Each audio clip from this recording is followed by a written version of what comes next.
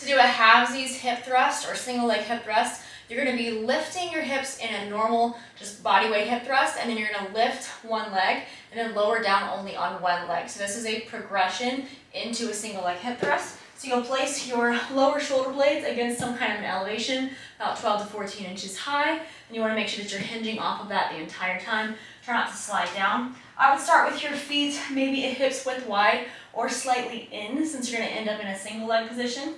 You're going to hip thrust your body up. So you're coming up to a neutral position, trying to tuck the hips, keeping the eyes looking forward slightly. Ribs are kind of held down, so your abs are nice and tight. You're going to lift one leg and then lower the hips toward the floor. So you also notice that when I lift, I'm trying to make sure my shins are perpendicular to the floor. So try not to have your feet in too far, or you're going to feel it a lot more in the quads. And if they're out too far, you'll feel it more in the hamstrings. So perpendicular to the floor. All right, so lifting up, lift one leg, keep that contraction in that glute, and then lower your hips down.